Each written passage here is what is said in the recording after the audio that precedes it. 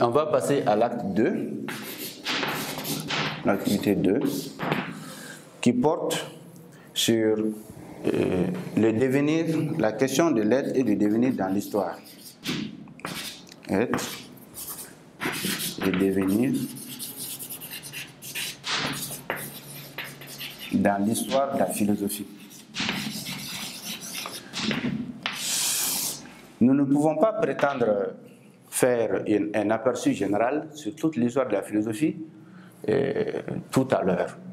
Mais nous pouvons néanmoins essayer de comprendre ce qu'a été la place de la notion du devenir et de l'être tout au long de l'évolution de l'histoire de la philosophie.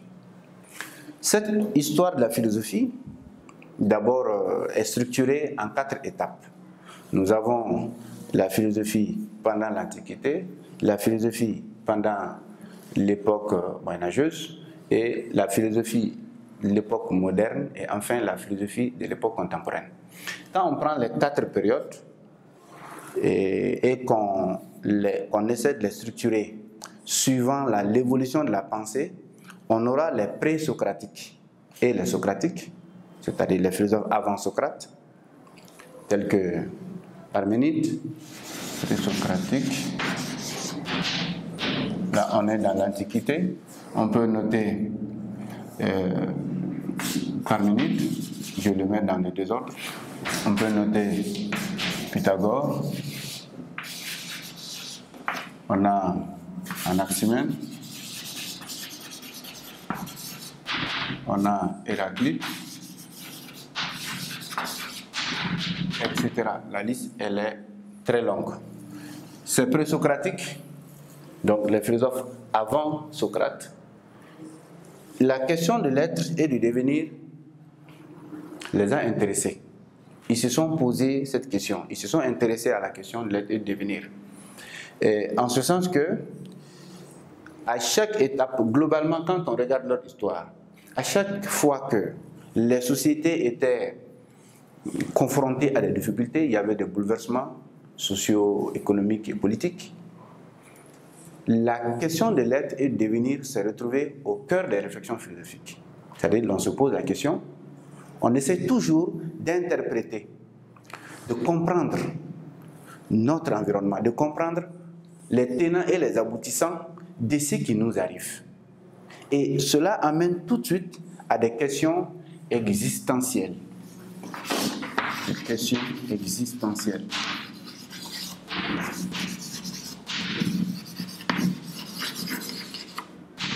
Une question existentielle, c'est-à-dire l'existence des hommes les expose ou les soumet à des épreuves tout au long de leur existence. On aurait dit que les épreuves auxquelles les hommes sont confrontés sont indissociables de l'existence même, au point que l'homme est amené quelquefois à se trouver dans un désarroi, dans une situation d'incompréhension des phénomènes dans lesquels il se trouve ou des phénomènes qui l'entourent.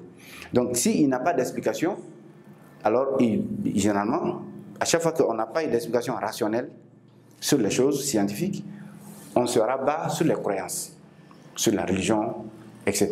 C'est pourquoi pendant l'Antiquité, on a vu à des moments donnés la religion prospérer et ensuite dépassée par la pensée philosophique qui vient toujours mettre de l'ordre, si vous voulez, en tout cas proposer une autre interprétation des choses.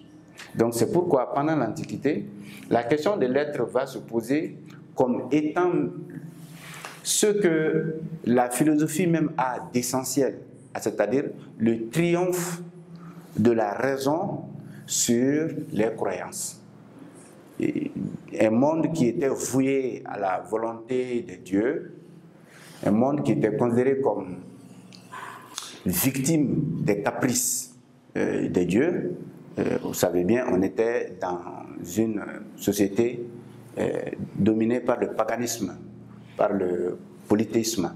Donc, ce qui fait que chaque phénomène, chaque situation, chaque problème était perçu comme étant la réalisation de la volonté de ces différents dieux. C'est la philosophie qui va se poser comme étant effectivement moyen de réinterpréter les choses et de donner une autre lecture de la société et des phénomènes auxquels la société se trouve confrontée. Donc, cela est nécessairement ce qui fait que la question de l'être et du devenir va se retrouver au cœur des pensées de l'époque grecque. Et non seulement chez les Grecs, mais aussi pour tous les peuples, que ce soit chinois, que ce soit anglais, tous étaient confrontés à ces mêmes situations-là et les mêmes problèmes se posaient et avaient les mêmes répondants. Donc la question de l'être et de devenir se présente sous cette forme-là pendant l'Antiquité. L'époque médiévale, ici on a l'Antiquité, d'accord. Donc on a les pré-socratiques et les post-socratiques, tous faisant partie de cette même Antiquité. On pourrait ajouter Platon, comme les post-socratiques, Aristote et bien d'autres. Le Moyen-Âge, qu'on appelle aussi époque médiévale, Moyen-Âge 1, époque médiévale, il s'agit de la période de la religion par excellence. Cette période-là, la question de l'être aussi est là, mais avec moins d'ampleur, ou du moins, le paradigme va changer. Au lieu d'être une question essentiellement philosophique, le problème en lui-même est philosophique, mais l'approche serait religieuse pendant l'époque médiévale. Les philosophes qui vont s'occuper de la question sont entre autres, qu'on appelle couramment les philosophes religieux, tels que Saint Thomas. On a Saint Thomas, on a Avicenne Ibn Roche, on a Marc Aurèle,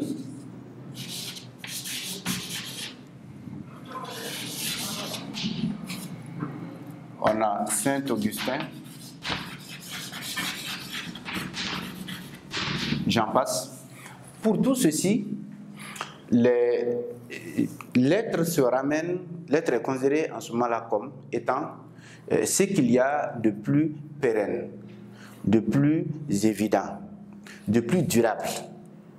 Puisque les éléments existants, les différents phénomènes du monde, y compris toutes les représentations que nous pouvons nous faire de façon sensible, sont soumis effectivement à l'épreuve du temps, de manière que tout est passager, rien ne demeure, les choses changent. Du coup, pour eux, l'être ne peut pas être dans cette fluctuation, dans ce changement perpétuel. Il faut percevoir l'être dans sa dimension figée, et fixe, où il n'y a pas de transformation possible. Il fera transformer, il mettra les choses en mouvement, mais lui-même ne pourrait pas être en mouvement. Cela va amener l'être à s'identifier à Dieu. Donc, pendant cette période-là, on verra que qui parle d'être parle de Dieu. Et nous sommes déjà à l'ère du monothéisme. C'est soit des penseurs chrétiens, comme vous le constatez, Saint Thomas et Marc Aurèle et autres, ou c'est des penseurs musulmans, comme Avicenne, qui, de façon générale, tous ramènent l'être à Dieu. Donc, l'être doit être perçu dans sa dimension figée, qui ne connaît pas de changement, qui ne se transforme pas, et qui est maître de la transformation, maître du devenir, mais en dehors du devenir. Il occasionne le devenir, mais il n'est pas en devenir. Ensuite, rapidement, il y a la troisième période, c'est l'époque moderne.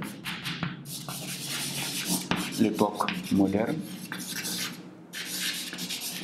Alors, cette troisième période a aussi ses animateurs, ses penseurs. Il s'agit entre autres de René Descartes. On peut citer également Spinoza, suivant les besoins du programme. Pour eux,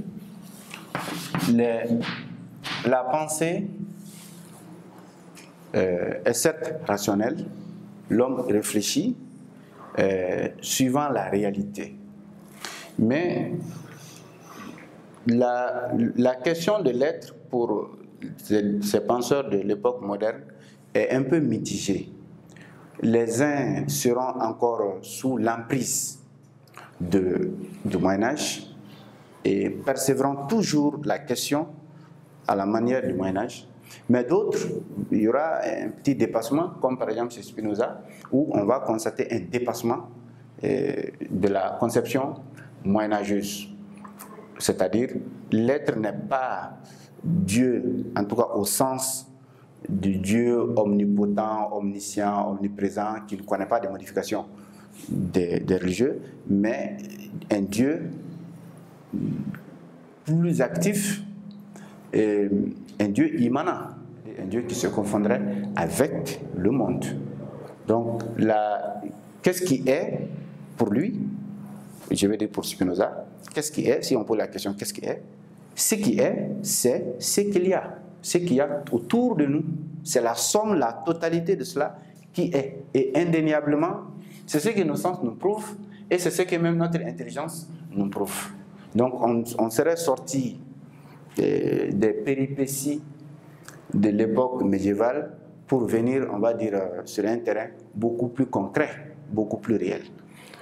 Enfin, on a l'époque, notre temps, l'époque contemporaine. L'époque contemporaine, on peut retenir Karl Marx,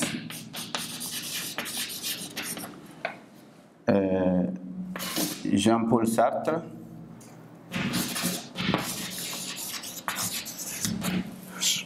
toujours suivant les besoins du programme. Pour eux, on va sortir complètement des considérations religieuses. Et là, on est pratiquement dans l'athéisme.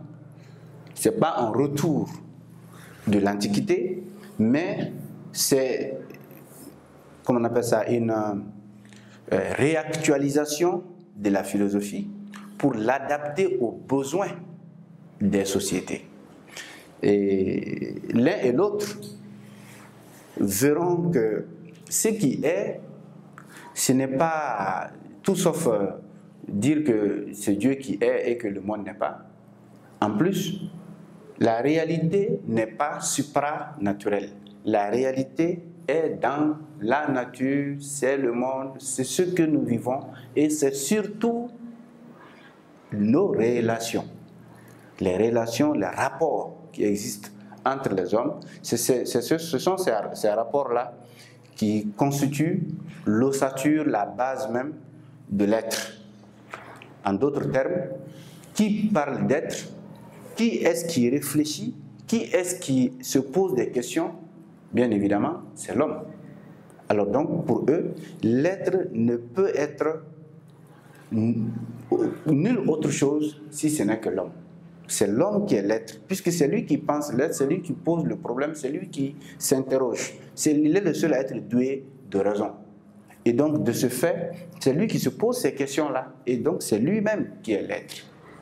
Et il a des relations avec les autres, c'est-à-dire ses prochains, mais aussi avec son environnement, avec tout ce qu'il y a. Et en ce moment, l'époque moderne et, disons, l'époque contemporaine est un dépassement de l'époque moderne sur la question de l'être. Et le devenir, surtout, à ce niveau-là, est vu comme étant vraiment l'œuvre de l'homme. c'est l'homme qui anime le monde, qui est maître de son sort et qui en décide à volonté. Voilà en gros le parcours, si on regarde tout au long, de façon brève, tout au long de l'existence de la philosophie, comment a évolué la question de l'être et du devenir sur les 4 périodes.